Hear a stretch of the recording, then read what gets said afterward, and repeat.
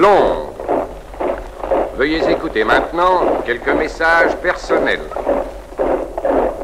Grand-père mange nos bonbons. L'éléphant s'est cassé une défense. Nous répétons, l'éléphant s'est cassé une défense. Jeanne a faim. Radio Paris, Radio Paris est allemand. Radio Paris, Radio Paris, Radio Paris est allemand. Il ne faut pas désespérer, on les aura. Il ne faut pas vous arrêter de résister.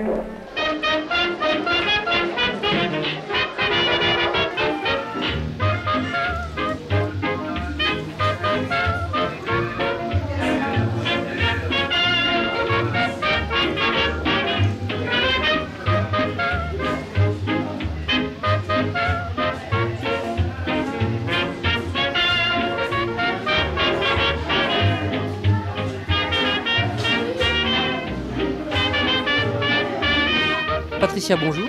Bonjour. Alors, l'animation, elle a débuté il y a 3 semaines. Vous avez fait une animation dans le fort de Cormeilles. Là, on est le 29 septembre. Oui. Donc là, vous avez eu beaucoup de public. Oui. Comment ça se déroule, l'animation? En fait, c'est une immersion. Les gens peuvent se promener dans un village des années 40. Et donc, ils peuvent se déplacer de lieu en lieu. Faire le garage. Le garage, l'école, le café, l'épicerie, la boutique de la modiste, la petite maison et la cache des résistants. Donc là, vous-même, vous êtes collectionneuse, j'ai l'impression, en fait. Oui. Voilà. Ici, on est quasiment dans votre boutique. C'est toute ma collection. Toute oui. votre collection. Oui. Donc c'est une collection que vous avez, j'imagine, faite depuis de nombreuses années. Depuis... Ça vous a pris quand, à quelle époque vous avez commencé? En fait, je ne sais pas exactement parce que je ne m'en suis pas rendu compte. Parce que je passais mes vacances quand j'étais petite dans l'épicerie de mon oncle et ma tante à Courbevoie. Et donc, j'ai toujours eu un penchant sur les boîtes d'épicerie. Donc, au début, j'ai acheté des choses comme ça, juste pour le souvenir. Et puis, de fil en aiguille, je me suis mise à collectionner sans m'en rendre compte, en fait. Vous n'êtes pas épicière, en fait. J'ai jamais été épicière. Qu'est-ce qui interpelle le plus les gens, les jeunes et les plus anciens? Les plus anciens, ça leur rappelle des souvenirs. Et les jeunes, ça les surprend parce qu'ils ne connaissent pas ce genre de magasin, en fait. Oui.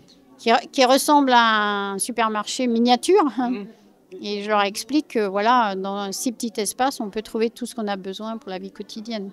Alors, est-ce qu'il y a des objets finalement que vous affectionnez le plus? Est-ce qu'ils ont été difficiles à trouver ou qui ont vraiment une histoire assez chargée? Par exemple, les pâtes Gargantua, oui. Une marque qui n'a existé que pendant la guerre. Parce qu'en fait, c'est les pâtes Lustucru, bleu, blanc, rouge, avec un message. Elles reviendront bien un jour, les fameuses pâtes aux œufs frais, celles que vous préfériez, madame. Et Lustucru a changé le nom de ces pâtes parce qu'il ne voulait pas qu'on associe le nom de Lustucru à quelque chose de mauvaise qualité. Ils avaient peur qu'après la guerre, on dise les pâtes Lustucru, j'en ai mangé, c'était infâme, j'en mangerai plus jamais. Donc ils ont changé, ils les ont appelés Gargantua et c'est redevenu Lustucru après la guerre. Il y avait tout un code de couleur aussi, j'ai cru comprendre, sur les boîtes. On peut voir que en majorité, on retrouve du bleu, du blanc et du rouge. Ou par exemple, sur les lacets qui sont derrière vous, ici, voilà, des lacets noirs, marron, et puis là, bleu, blanc, rouge. Voilà. Donc en fait, tout ça, c'était des codes détournés pour les Allemands. C'est un peu du patriotisme, sans que ça se montre trop. Ouais. Quoi. Les produits pendant la guerre avaient tendance à diminuer, un peu comme pendant maintenant la période d'inflation. Voilà, et donc un pot de crème fraîche qu'on pouvait trouver au début de la guerre, et puis ça, fin de la guerre, et celui-là coûtera plus cher que celui-là. Après l'alimentaire, on a le côté mercerie, et puis le côté entretien. Alors qu'est-ce que tu as comme objet original? Par exemple, le paquet de mire, voilà, le mire qui nettoie tout partout, même le toutou. D'autres objets en mercerie comme ça, finalement? Par exemple, il y a les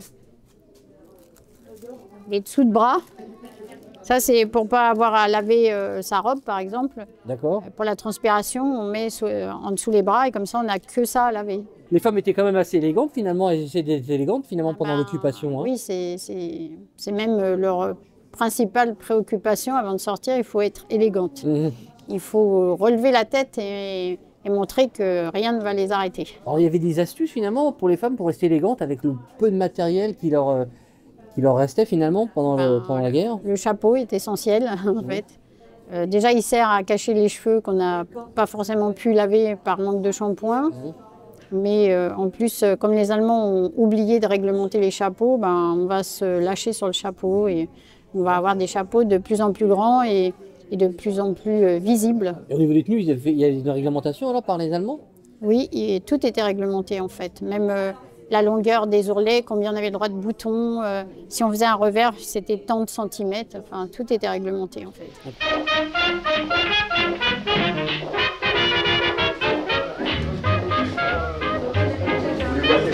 Ça, c'est du jus.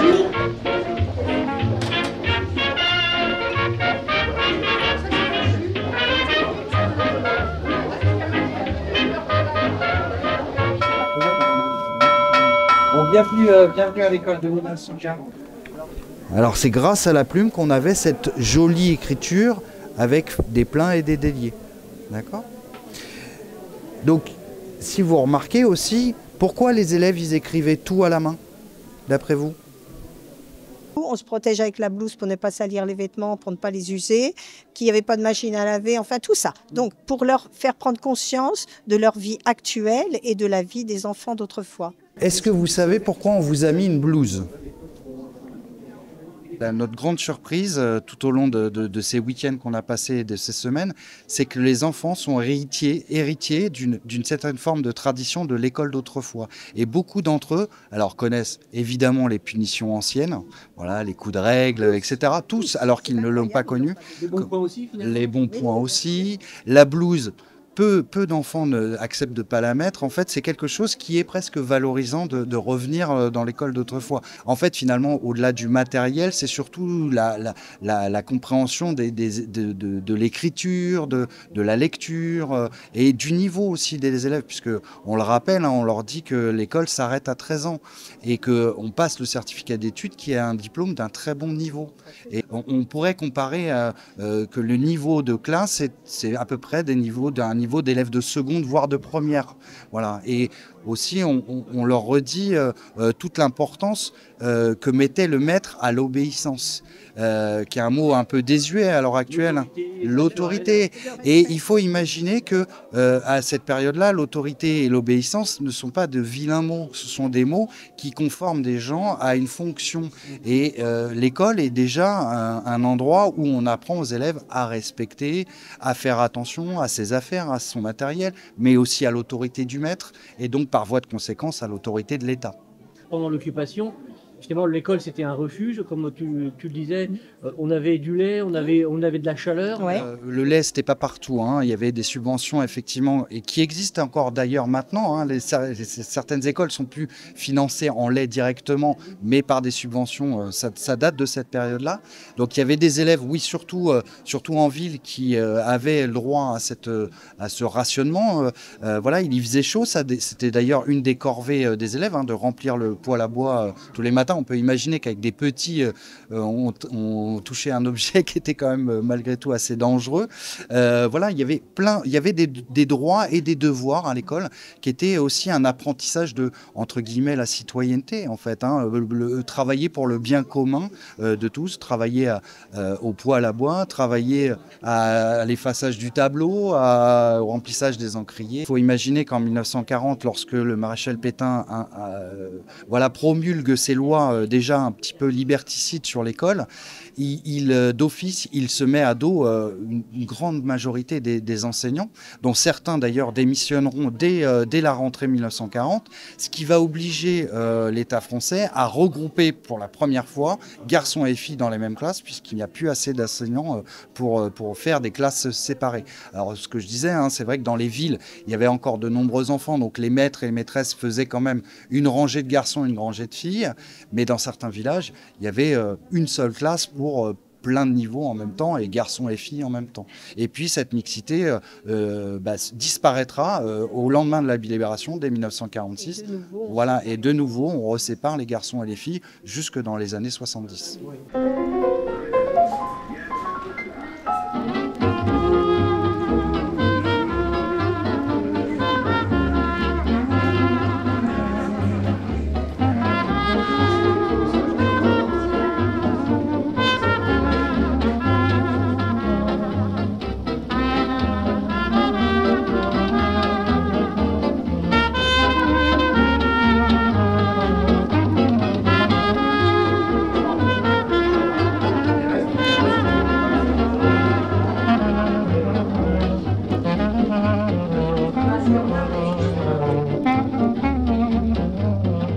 Alors madame, vous par contre, vous étiez sur le stand juste en face. Oui, donc moi je m'occupais de la boutique de la modiste.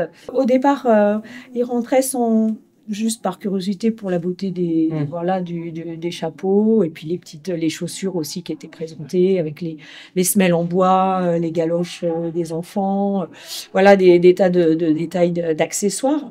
Et en fait, ils étaient surpris par effectivement ces petites anecdotes qui n'en sont pas tant que ça, parce qu'elles sont le reflet quand même à travers ces petits détails de mode, l'émancipation de la femme pendant ces années, qui ont été obligées de tenir des places importantes, que ce soit au moment de la résistance pour aider des actes de résistance qu'on connaît, les infirmières. En fait, c'est un peu le symbole du rôle de la femme qui a pris de l'importance au cours de ces années.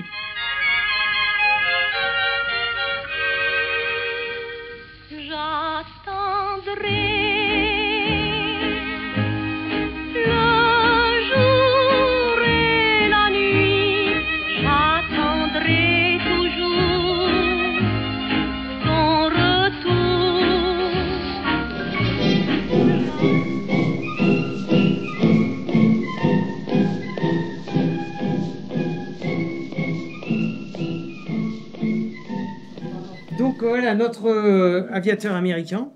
Donc sur Cormeilles en Parisis, il y a eu un bombardement et en fait l'avion américain qui devait détruire le pont entre Maisons-Laffitte et Sartrouville a été touché. L'aviateur a sauté, récupéré à l'école Jules Ferry par une cormeillaise. Donc en fait on montre à tous les Cormeillais, jeunes Cormeillais qui sont venus dans la semaine, comment c'est passé et comment vivent les résistants à l'époque. Donc on a derrière le plan, le fameux Sartrouville, où on leur explique le fameux pont, on leur raconte l'histoire de Riera et Christie, deux Cormeillais qui ont été fusillés au moment du départ des Allemands de la ville. Puis on leur parle aussi du commandant Kieffer, nom du lycée, Monsieur Kieffer, le chef du commando des 177 premiers Français qui ont débarqué en juin 1944 sur les plages. Donc voilà, et qui a sa maison encore sur place, occupée par sa fille et sa petite fille. Comment fonctionnait le résistant avec je crée ma propre électricité, huile de coude et c'est parti. Comme la dynamo, hop, et je produis avec le filament. Après, comment je communique avec l'internet de l'époque, la machine à écrire, je reproduis les tracts de propagande et je communique. Et puis derrière, je leur montre également communication en morse. Et on leur raconte également quand il fallait intervenir avec la défense passive, quand il y avait des bombardements, quand il fallait faire la nuit. Le casque avec sa propre lumière, il n'y avait pas de pile, il n'y avait pas de batterie. Donc je me munis de la ceinture et je tourne à l'huile de coude pour créer. Voilà. Qui comprennent la précarité de la vie du résistant. Le maire est occupé. C'est la rigueur allemande. En ces périodes d'occupation, avec nos gendarmes, c'est de répertorier tout le sinistre suite au bombardement de la nuit dernière.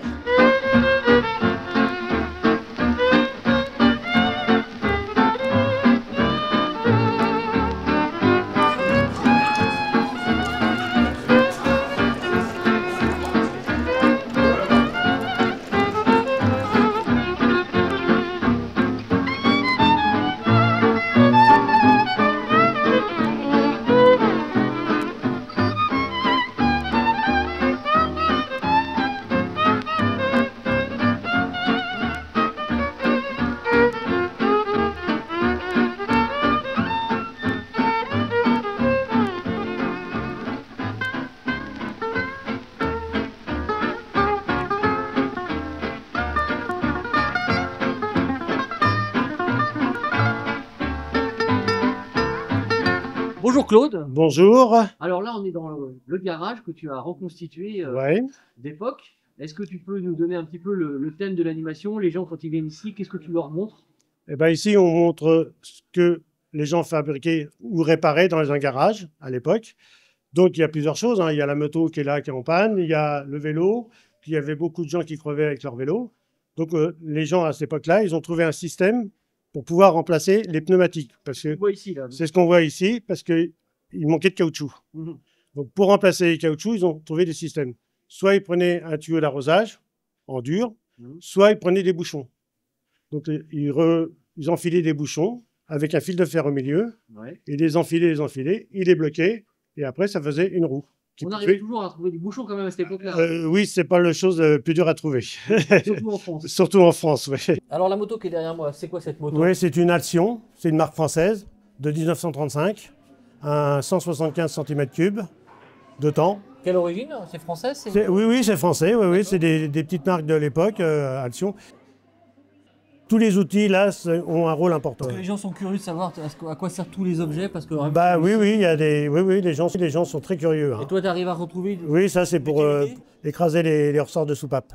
D'accord, ok. Cette machine, donc, à quoi ça sert? Ça sert à réparer les chambres à air. Ça sert à vulcaniser, comme on dit. Donc, on dessert ça. On sort la chambre à air. Là, après, on pose une rustine sur la partie où il y a le trou. On repose la partie là, on rebaisse ça, et comme ça marche sur le 110, là il y a une minuterie, et quand la minuterie est arrivée, ça a collé la rustine sur la chambre à air, et c'est fini. Donc en fait ça chauffe Ça chauffe, et ça fait dissoudre ça fait ramollir le caoutchouc qui se lie entre eux. Donc ça c'était une alternative un peu plus classique que les bouchons. Voilà, c'est ça. Ok. Ça c'était pour réparer le peu de chambres à air qui restaient.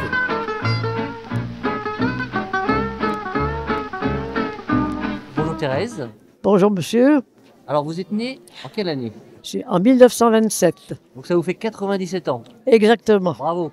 Alors aujourd'hui, on est au fort de Cormeilles en Parisis. Oui. Et vous venez voir l'animation sur la période de la Deuxième Guerre mondiale pendant l'occupation. C'est ça. Que vous avez forcément vécu. Oh bah oui, j'ai connu Cormeilles, hein, c'est sûr. Hein. Oui, oui. Sur Sannois, c'est ça, à cette époque-là? Oui. Oui. Vous avez préféré lequel de décor? Les décors dans la... Bah, moi, je trouve que tout est joli, tout est bien, je trouve. L'épicerie qui est juste derrière nous? Oui. Oui, avec toutes les... Oh, tout ce qui est dedans. Oh, les sucettes, tout ça, c'était... Oh, oui. Le concert, vous avez... Vous savez, quand on est jeune, on regardait tout ça dans les magasins, le boulanger, s'il y avait quelque chose, s'il y avait... Bah oui, mais c'était dur, vous savez, on ne pouvait pas s'acheter n'importe quoi. Hein. Ah oui, et l'école, vous avez retrouvé l'école un petit peu? L'école un petit peu, oui, c'est ça, oui. Et le café, ça ressemble un petit peu à c'est vrai, cette époque-là? C'est vrai aussi, oui. Les Allemands, comment vous les voyez en fait? Oh là là, c'était des jobs un peu stricts, hein, vraiment durs, quoi. C'était dur à voir. Moi, c'était pas loin de chez moi qu'il y a une bombe qui est tombée, hein. Et le train passait en dessous le tunnel, ben vous savez, hein, oh là là, ce bruit. J'ai eu très peur. Ça vous a plu là, cette animation aujourd'hui au fort de Cormeilles? Je vais raconter ça à ma fille, elle va me dire qu'est-ce que tu as été faire là-bas. C'est pas dit qu'elle va me dire que c'était bien. Merci beaucoup. Oh ben je vous en prie. Et puis bonne visite. Merci beaucoup. Bonne journée.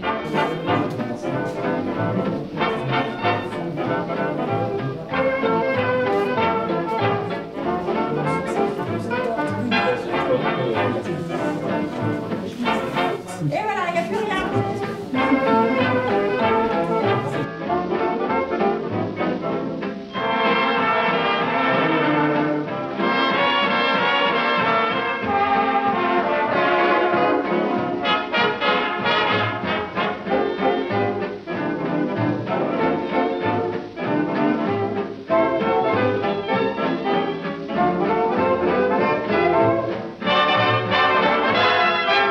Un matin vous ouvrez la fenêtre, l'air vous semble soudain plus léger.